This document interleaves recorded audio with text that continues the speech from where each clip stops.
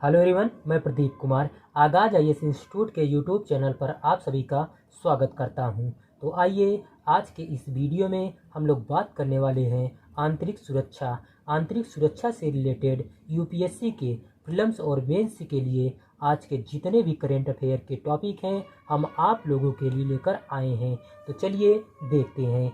तो देखिए, प्रीलिम्स के लिए जो टॉपिक है वो है तेजस जेट और प्रचंड हेलीकॉप्टर है, रक्षा अधिग्रहण परिषद है, डीएसी, हल्के लड़ाकू विमान तेजस है, मार्क 1A हल्के लड़ाकू हेलीकॉप्टर है, प्रचंड एलसीएच है। और मेंस के लिए जो टॉपिक है वो है तेजस जेट है और प्रचंड हेलीकॉप्टर है, विभिन्न सुरक्षा बल और एजेंसियां तथा उनके कार्य क्षेत्र। तो चलिए हम यूपीएससी के प्रीलिम्स और मेंस के इन सभी टॉपिक के बारे में पूरे विस्तार से चर्चा करते हैं। तो देखिए चर्चा में क्यों है, आइए समझते हैं। हाल ही में रक्षा अधिग्रहण परिषद डीएसी ने 97 हल्के लड़ाकू विमान तेजस मार्क 1A तथा 156 हल्के लड़ाकू हेलीकॉप्टर प्रचंड एलसीएच की खरीद के लिए 2.23 लाख करोड़ रुपए मंजूर किए हैं, जो अपने सशस्त्र बलों की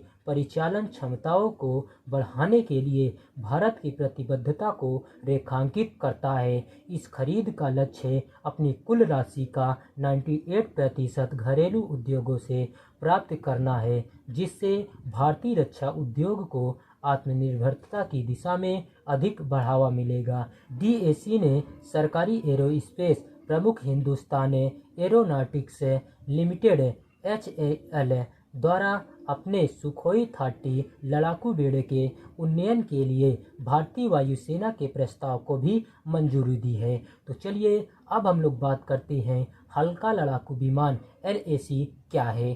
तो देखिए सबसे पहले हम लोग इसका परिचय जानते हैं। तो देखिए LAC कार्यक्रम भारत सरकार द्वारा वर्ष 1994 में तब शुरू किया गया था जब उसने LAC कार्यक्रम के प्रबंधन हेतु वैमानिकी विकास एजेंसी की स्थापना की थी। विशेषताएं क्या है, आइए देखते हैं। तो देखिए इसे वायु सेवाएं, वायु से सतह सटीक निर्देशिक हथियारों की एक श्रृंखला से ले जाने हेतु डिजाइन किया गया था। यह हवा में ही ईंधन भरने की क्षमता से युक्त है।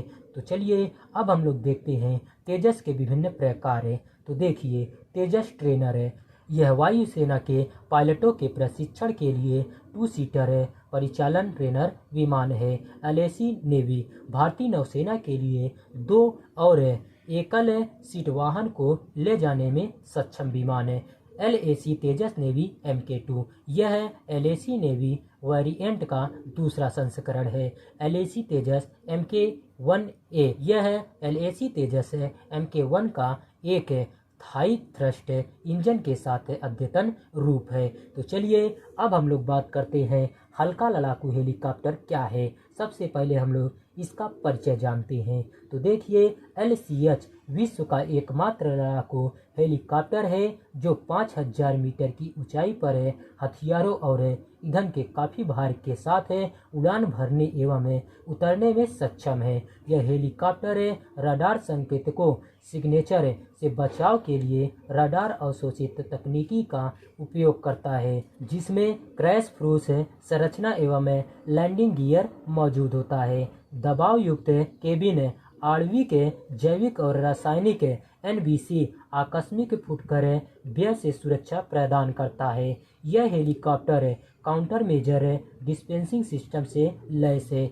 जो इसे दुश्मन के रडार अथवा दुश्मन की मिसाइलों से बचाता है।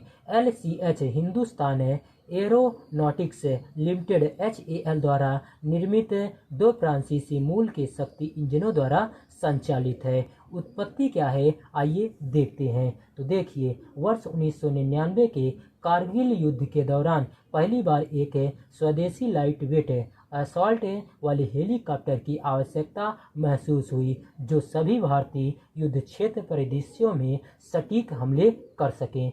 इसका मतलब एक ऐसे यान से था जो बहुत गर्म रेगिस्तान और ऊंचाई वाले ठंडे प्रदेशों में भी उग्रवाद विरोधी परिदृश्यों से लेकर पूरे पैमाने पर युद्ध स्थितियों में काम कर सकता था। Bharat Hindustan aeronautics limited HAL द्वारा देश में निर्मित उप 3 टन श्रेणी के फ्रांसीसी मूल के लीगेसी हेलीकॉप्टर चेतक और चीता का संचालन कर रहा है।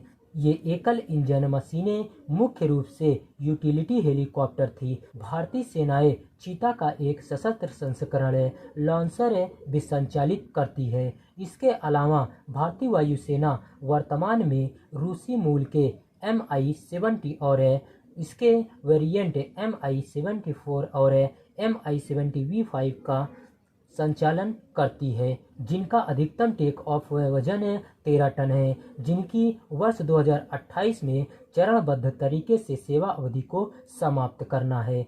सरकार के अक्टूबर 2006 में LCH परियोजना को मंजूरी दिए और HAL को इसे विकसित करने का काम सौंपा गया।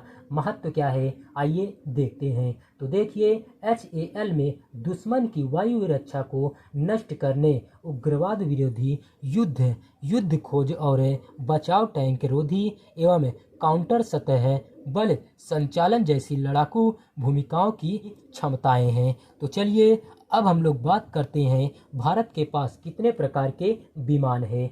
तो सबसे पहले हम लोग बहुउद्देशिक लड़ाकू विमान MRFA के बारे में जानते हैं। तो देखिए, इसे हवा से हवा में मारे, हवा से जमीन पर हमला और इलेक्ट्रॉनिक युद्ध जैसे विभिन्न मिशनों के लिए डिजाइन किया गया है। भारतीय वायुसेना सोवियत काल के MiG-21 के पुराने बेड़े को बदलने के लिए 114 MRF की खरीद पर काम कर रही है। खरीद मेक इन इंडिया पहल के तहत की जाएगी। चयनित विक्रेता को भारत में एक उत्पादन लाइन स्थापित करनी होगी और स्थानीय भागीदारों को प्रौद्योगिकी हस्तांतरित करनी होगी। MiG-21 क्या है, आइए देखते हैं। तो देखिए, सुपरसोनिक जेट लड़ाकू और इंटरसेप्टर विमान वर्ष 1950 के दशक में तत्कालीन USSR द्वारा डिजाइन किया गया था। इतिहास में व्यापक रूप से इस्तेमाल किए जाने वाले लड़ाकू विमान के 11,000 से अधिक इकाइयों के निर्माण के साथ 60 से अधिक देश इसे संचालित करते हैं। IAF ने इंडियन एयरफोर्स ने 1963 में अपना पहला MiG-21 हासिल किया और तब से विमान के 874 प्रकार शामिल किए गए हैं। इसने भारत से जुड़े कई युद्धों और संघर्षों में भूमिका निभाई है। कई दुर्घटनाओं एवं हादसों के कारण इसे उड़ता हुआ ताबूत उपनाम दिया गया है। इंडियन एयरफोर्स की योजना वर्ष 2024 तक MiG-21 के प्रयोग को चरणबद्ध तरीके से समाप्त करने और इसकी जगह अत्याधुनिक लड़ाकू विमानों को लाने की है। तो चलिए अब हम लोग बात करते हैं उन्नत मध्यम लड़ाकू विमान AMCA के बारे में। तो देखिए, यह भारतीय वायुसेना और भारतीय नौसेना के लिए 5वीं पीढ़ी का स्टील्थ बहुउद्देशीय लड़ाकू विमान विकसित करने का एक भारतीय कार्यक्रम है। इसे हिंदुस्तान एरोनॉटिक्स लिमिटेड HAL और अन्य सार्वजनिक एवं निजी भागीदारी के सहयोग से DRDO के ADA द्वारा डिजाइन और विकसित किया गया है। इसे स्टील्थ एयरफ्रेम, आंतरिक हथियार बे, उन्नत sensor, data fusion, super cruise क्षमता और स्विंग रोल प्रदर्शन जैसी सुविधाएं होने की उम्मीद है। वर्ष 2008 में सुखोई 30 MKI के अनुवर्ती के रूप में इसकी शुरुआत की गई। इसकी पहली उड़ान वर्ष 2025 के लिए योजनाबद्ध है और उत्पादन वर्ष 2030 के बाद शुरू होने की उम्मीद है। तो चलिए अब हम लोग बात करते हैं सुखोई Su-30 MKI के बारे में। तो देखिए, ट्विन इंजन 2 सीट बहुउद्देशीय लड़ाकू विमान रूस के सुखोई द्वारा विकसित और भारतीय वायुसेना के लिए भारत के HAL द्वारा लाइसेंस के तहत निर्मित किया गया है। हवाई श्रेष्ठता, जमीनी हमले, इलेक्ट्रॉनिक युद्ध और समुद्री हमले जैसे मिशनों को पूरा करने के लिए डिजाइन किया गया है। इसे वर्ष 2002 में भारतीय वायुसेना के तहत सेवा में शामिल किया गया और तब से कई संघर्षों व अभ्यासों में तैनात किया जा चुका है। तो चलिए अब हम लोग बात करते हैं ट्विन इंजन टेक आधारित लड़ाकू विमान TEDBF के बारे में। तो देखिए, नौसेना के MiG-29K को प्रतिस्थापित करने के लिए नौसेना के लिए निर्मित है। समर्पित वाहक आधारित संचालन के लिए भारत में पहली जुड़ाव इंजन है। ट्विन इंजन डेक वाली विमान परियोजना मुख्यतः घरेलू हथियारों से सुसज्जित है। अधिकतम मशीन संख्या 1.6 सर्विस सीलिंग 60,000 फीट, अधिकतम टेक ऑफ वजन 26 टन, खुला पंखा। और चलिए अब हम लोग राफेल के बारे में जानते हैं। तो देखिए, फ्रेश ट्विन जुड़वा इंजन और मल्टी रोल लड़ाकू विमान है। भारत ने 2016 में 59,000 करोड़ रुपए में 36 राफेल जेट खरीदे हैं। हवाई वर्चस्व, अंतर विरोध है, हवाई टोही, जमीनी समर्थन है, तीव्र प्रहार है, जहाज रोधी हमला और परमाणु निरोध मिशनों के लिए सुसज्जित है। राफेल जेट हथियार के पैकेज में उल्का मिसाइल, स्कैल्प क्रूज मिसाइल और MICA मिसाइल प्रणाली शामिल है। उल्का मिसाइल हवा से हवा में मार करने वाली मिसाइल की अगली पीढ़ी है, जिसे हवा से हवा में युद्ध में क्रांति लाने के लिए निर्मित किया गया है, जो 150 किलोमीटर दूर से दुश्मन के विमानों को निशाना बनाने में सक्षम है। SCALP क्रूज मिसाइलें 300 किलोमीटर दूर तक लक्ष्य को भेदने में सक्षम है, जबकि MICA मिसाइल प्रणाली एक बहुमुखी हवा से हवा में मार करने वाली मिसाइल है, जो 100 किलोमीटर दूर तक लक्ष्य को भेदने में सक्षम है।